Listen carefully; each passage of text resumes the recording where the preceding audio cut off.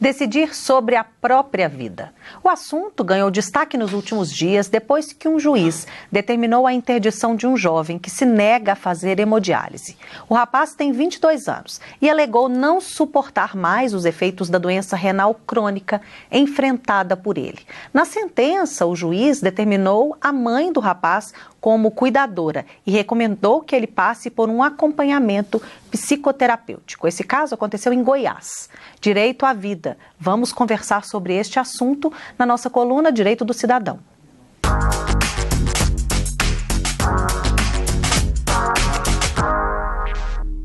Aqui comigo está a advogada Mariana Rezende, ela que vai conversar com a gente aí um pouquinho sobre a questão do direito à vida. Não é isso, Mariana? Boa tarde para você. Boa tarde. Mariana, quem está em casa também pode participar desse debate com a gente. É só mandar a pergunta para o nosso WhatsApp. O número é o 31 983 62 5628. Mariana, aí a gente viu que o juiz determinou que o rapaz seja interditado. Aí a pessoa pensa, poxa, mas a vida é minha, eu não teria o direito de não querer fazer o tratamento, no caso esse jovem, já que ele já tem 22 anos? Então, quando é constatado que a pessoa ela não tem condição de responder pela própria vida, que ela não tem condição psicológica de responder, o juiz pode determinar sim a interdição, como foi o caso desse rapaz. Apesar dele ter condição de responder, de ser psicologicamente capaz, foi constatado que ele está numa situação muito triste, uma depressão. Então, o juiz achou melhor interditá-lo de forma que a mãe dele foi curadora a ponto de poder levá-lo ao médico, de poder fazer o tratamento. Se por acaso essa vontade tivesse expressa, escrita, ela teria alguma diferença na decisão desse juiz ou tanto faz nesse caso? Não, acredito que não, porque como eu disse, é a relação de ser incapaz mesmo. Mesmo que ele tivesse escrito isso, que ele não queria fazer o tratamento, a partir do momento que uma junta médica constatasse que ele fosse incapaz, que ele não tinha condição de responder por si, pelos próprios atos, ainda assim o juiz poderia determinar essa decisão, sim.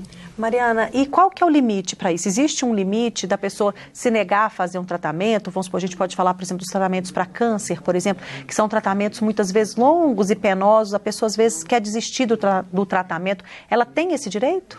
Olha, aqui no Brasil ainda não existe a eutanásia, ainda não existe uma determinação legal quanto à eutanásia. Então, por isso o paciente ele acaba tendo que fazer o tratamento até que ele perca a vida. Uhum. E existe também uma resolução do Conselho de Medicina que fala que os médicos eles são obrigados a tratar o paciente mesmo em situações precárias de saúde. Uhum. Então, a família, como é que a família deve agir nesse caso? Porque, no caso, a própria mãe foi, no caso, decretada aí como interventora do filho. Uhum. Mas o filho não quer o tratamento, é uma situação muito complicada. Como é que a família age? Pois é, no caso deles, inclusive, o juiz determinou essa interdição, mas desde que não houvesse coação. Então, ela mesma ficou com uma decisão na mão sem poder fazer nada, porque a partir do momento que ela não pode usar por meio de força para levar o filho ao tratamento, a decisão não tem muito poder, porque o menino ele não quer fazer o tratamento, ele já é maior, então ele não quer fazer o tratamento, então a mãe ela ficou um pouco de mãos atadas, porque ao mesmo tempo ela não consegue obrigá-lo a fazer o tratamento.